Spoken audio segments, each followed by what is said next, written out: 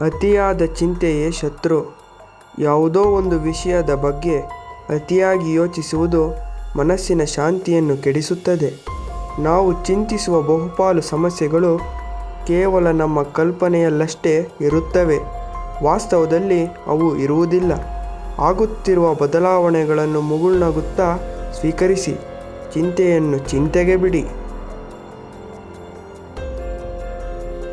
ನಿನಗೆ ನೀನೇ ಆಪ್ತ. ಎಲ್ಲರೂ ನಿಮ್ಮನ್ನು ಕೈಬಿಟ್ಟಾಗಲೂ ಒಬ್ಬರು ನಿಮ್ಮ ಜೊತೆಗಿರುತ್ತಾರೆ. ಅದುವೇ ನೀವು. ನಿಮ್ಮನ್ನು ನೀವು ಪ್ರೀತಿಸಿ ಗೌರವಿಸಿ. ನೀವು ನಿಮ್ಮ ಮೇಲೆ ನಂಬಿಕೆ ಇಟ್ಟಾಗ ಮಾತ್ರ ಇಡೀ ಜಗತ್ತು ನಿಮ್ಮನ್ನು ನಂಬಲು ಸಾಧ್ಯ. ಕೃಷ್ಣ ಯಾವಾಗಲೂ ಅರ್ಜುನನಿಗೆ ತನ್ನ ಆಂತರಿಕ ಶಕ್ತಿಯನ್ನು ನೆನಪಿಸುತ್ತಿದ್ದನು. ಹಾಗೆಯೇ ನಿಮ್ಮ ಶಕ್ತಿ ನಿಮ್ಮೊಳಗೇ ಇದೆ.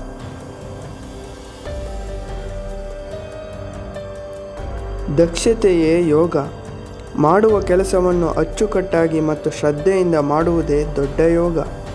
ಕೆಲಸ ಚಿಕ್ಕದಾಗಿರಲಿ ಅಥವಾ ದೊಡ್ಡದಾಗಿರಲಿ, ಅದನ್ನು ದೈವಕ್ಕೆ ಅರ್ಪಿಸುವ ಭಾವದಿಂದ ಮಾಡಿದಾಗ ಆಯಾಸವಾಗುವುದಿಲ್ಲ, ಬದಲಿಗೆ ಆನಂದ ಸಿಗುತ್ತದೆ.